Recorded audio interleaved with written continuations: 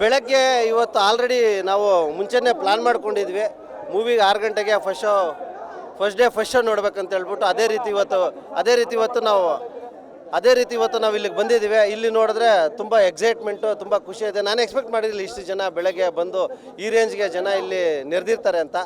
So ತುಂಬ ಖುಷಿ ಆಗ್ತಾ ಇದೆ. 6 ಗಂಟೆಗೆ ಈ ರೇಂಜ್ಗೆ ಫ್ಯಾನ್ಸ್ ಬರ್ತಾರೆ ಅಂತ ಹೇಳ್ಬಿಟ್ಟು ಈ ಫ್ಲೋ ಶಿವಣ್ಣಗೆ ದೊಡ್ಡ ಮನೆಯವ್ರಿಗೆ ಮಾತ್ರ ಇರುತ್ತೆ ಅಂತ ಹೇಳೋಕ್ಕೆ ಇಷ್ಟಪಡ್ತೀನಿ. ಯಾಕೆಂದರೆ ಈ ಟ್ರೆಂಡು ಮಧ್ಯರಾತ್ರಿ ಫಿಲಮ್ ರಿಲೀಸ್ ಮಾಡೋದು, ಬೆಳಗ್ಗೆನೇ ಫಿಲಮ್ ರಿಲೀಸ್ ಮಾಡೋದು, ಐ ಥಿಂಕ್ ಶಿವಣ್ಣ ಹೇಳ್ತಾ ಇರ್ತಾರೆ ಜೋಗಿಯಿಂದ ಸ್ಟಾರ್ಟ್ ಆಯ್ತು ಅಂತ ಹೇಳ್ಬಿಟ್ಟು.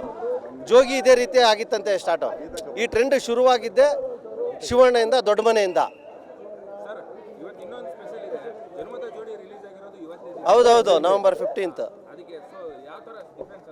ಈ ಜನ್ಮ ಜೋಡಿ ಆ ಟೈಮಲ್ಲಿ ಅದು ಬ್ಲಾಕ್ ಬಸ್ಟರ್ ಆಗಿತ್ತು. ಅದೇ ರೀತಿ ಇವತ್ತು ಅದೇ ರೀತಿ ಆಗ್ತಾಯಿದೆ. ಆಮೇಲೆ ಶಿವಣ್ಣಗೆ ನಂಬರ್ 6 ಚೆನ್ನಾಗಿರುತ್ತೆ ಅಂತ ಹೇಳ್ತಾ ಇದ್ರು, ನಿನ್ನೆ ನಾನು ಕೇಳ್ಪಟ್ಟೆದು.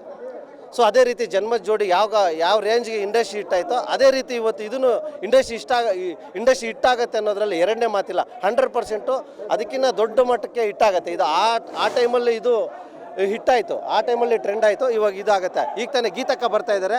ಗೀತಕ್ಕ ಬರ್ತೀನಿ ಅಂತ ಹೇಳಿದ್ರು. ಈಗ ಆಲ್ರೆಡಿ ಕೊಟ್ಟಿರೋ ಮಾತು ಪ್ರಕಾರ ಫಸ್ಟ್ ಶೋಗೆ ಬಂದಿದ್ದಾರೆ. Thank you.